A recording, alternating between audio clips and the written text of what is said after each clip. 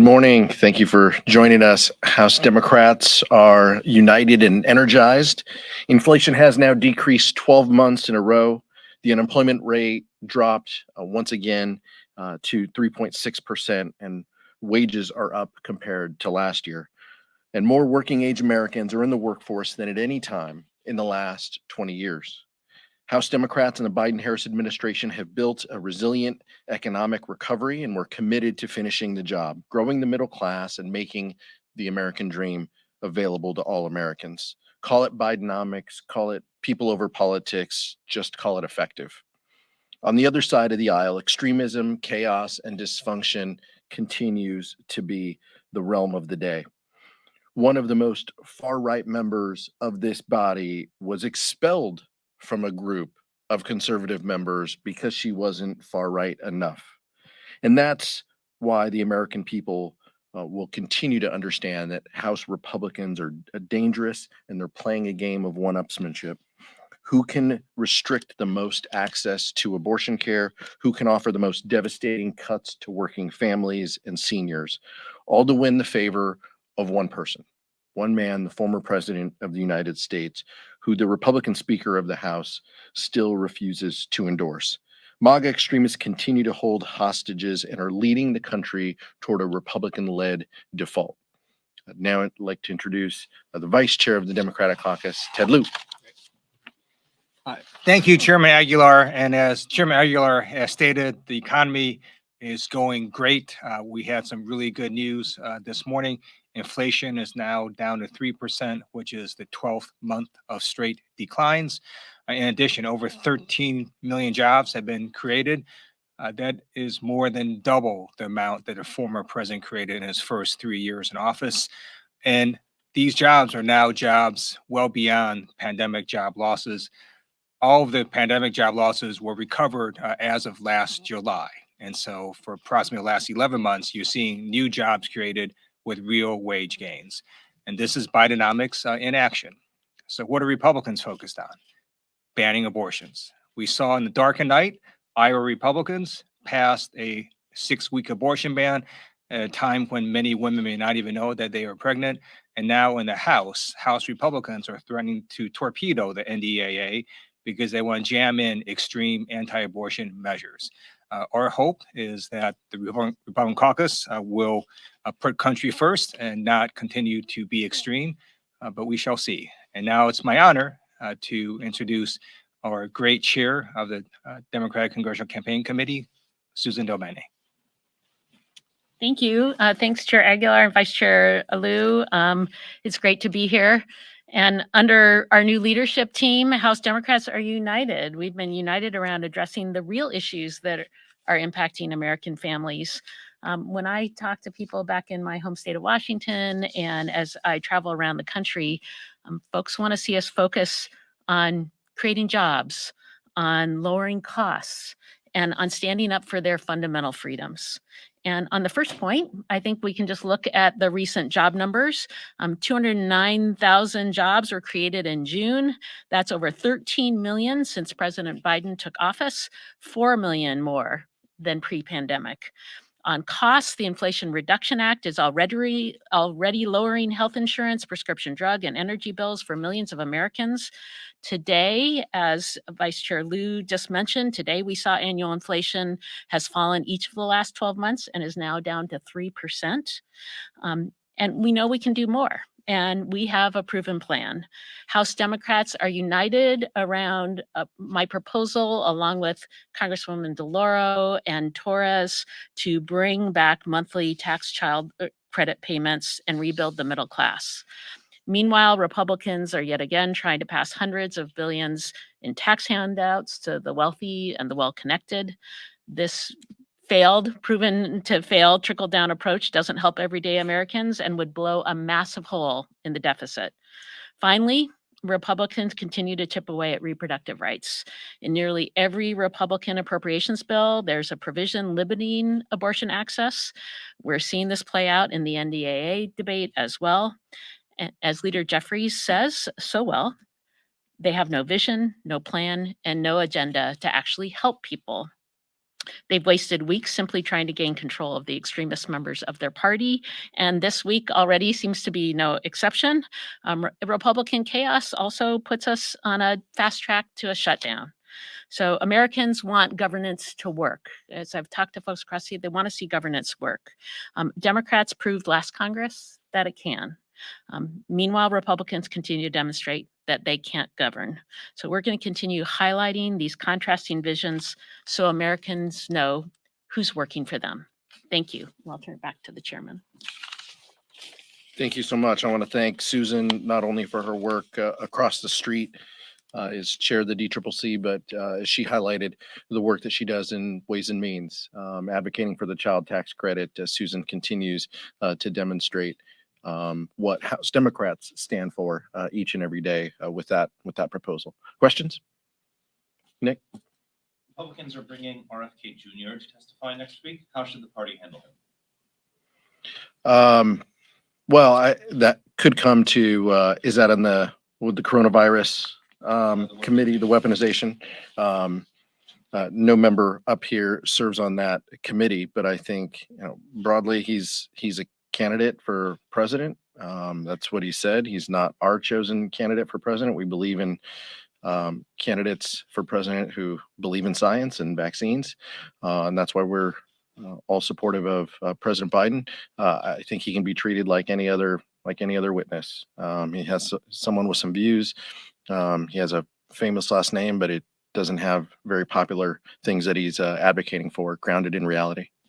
So a question for the Congresswoman. Republicans, you talked about the Republican efforts to ban abortion both at the state level and then also nationally.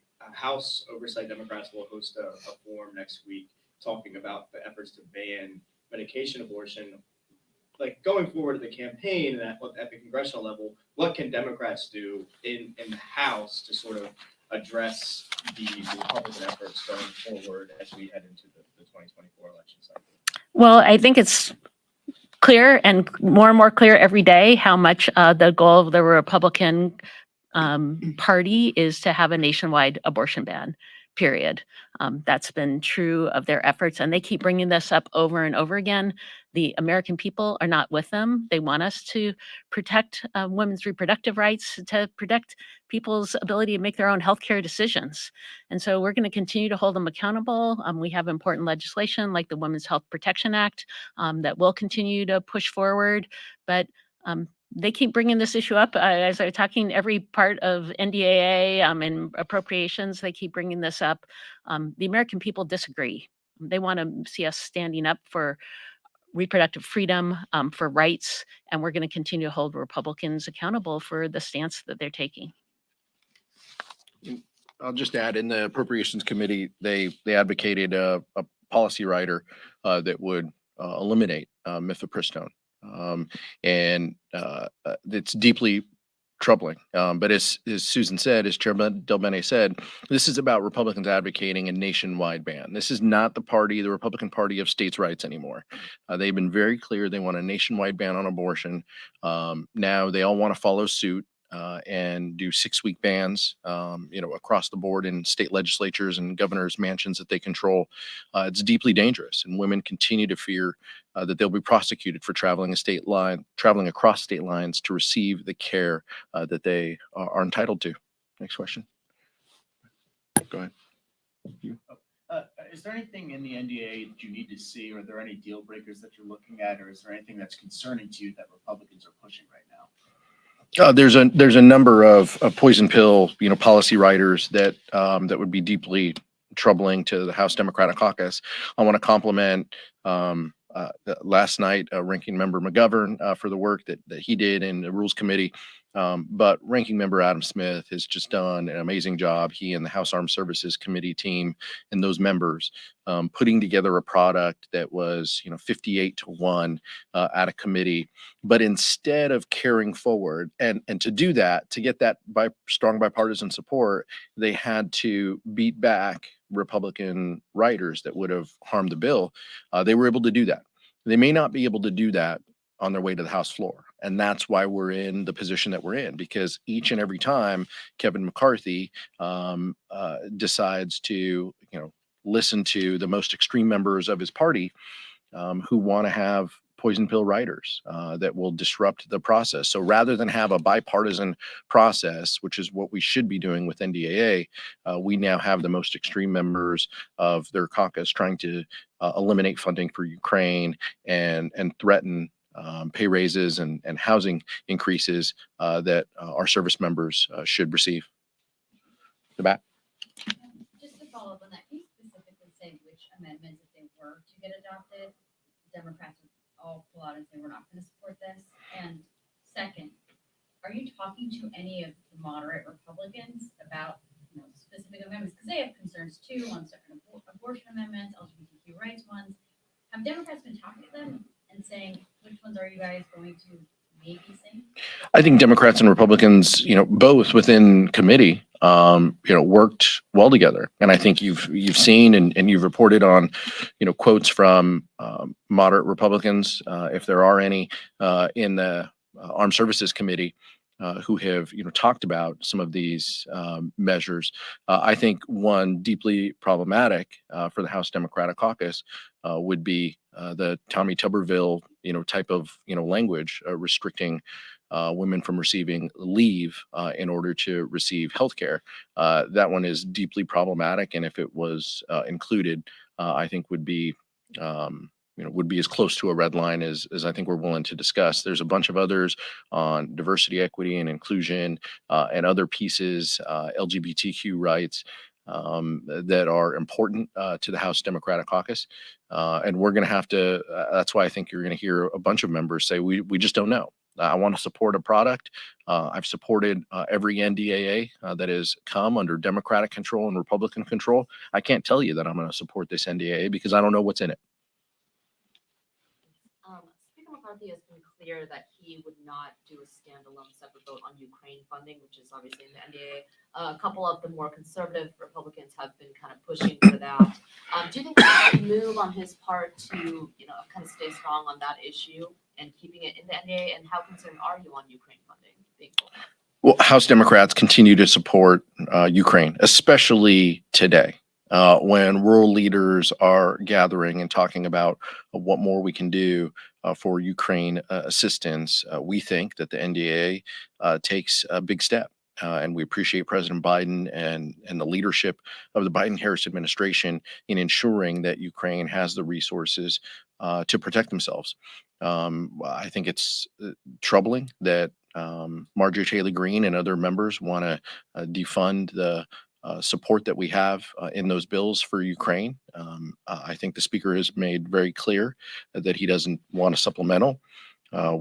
We don't have a request for a supplemental, but I think drawing that red line and standing with folks who don't support Ukraine right now is a place we shouldn't go. But that's a question better left for House Republicans than House Democrats.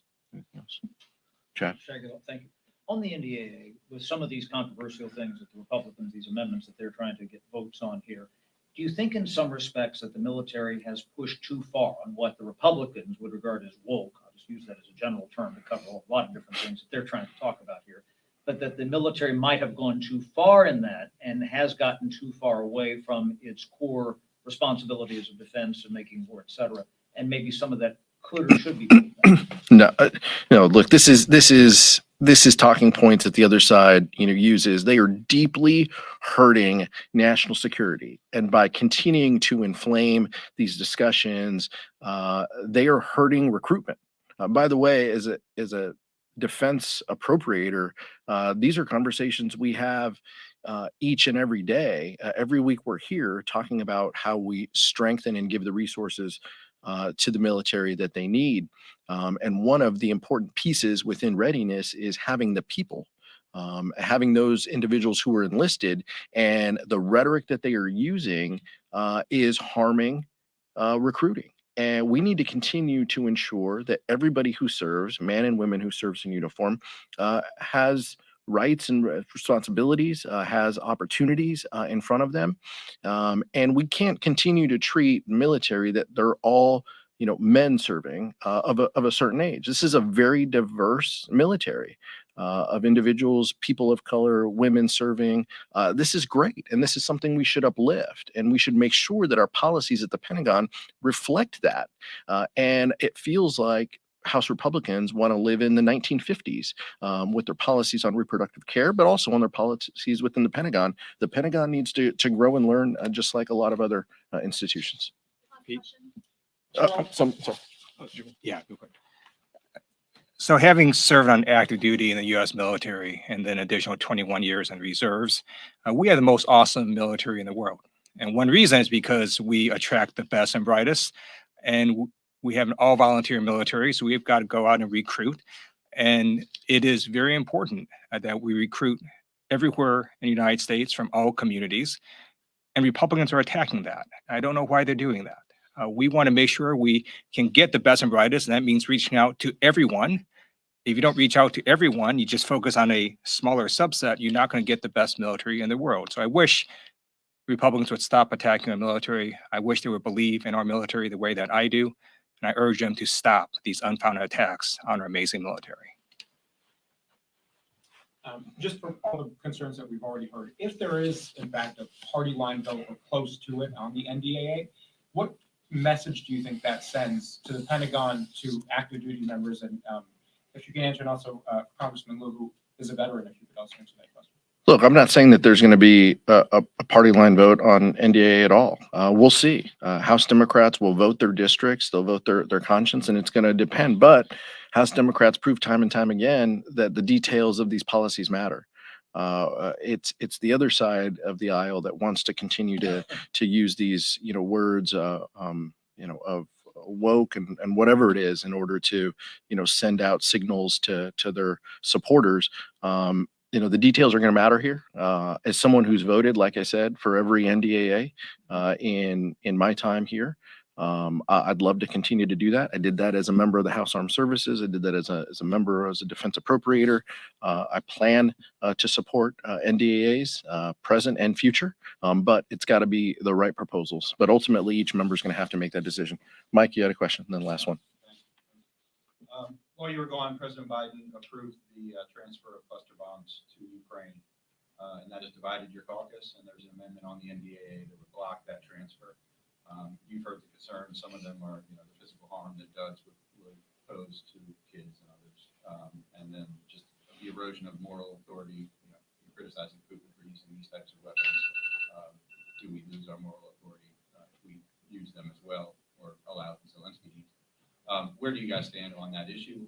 And if that amendment came to the floor, would you support it? We'll see if the amendment's going to come to the floor. I think this is an issue where there are a variety of opinions within the House Democratic Caucus. We support that. Members will take principled positions and votes. These are amendment votes. These are real votes.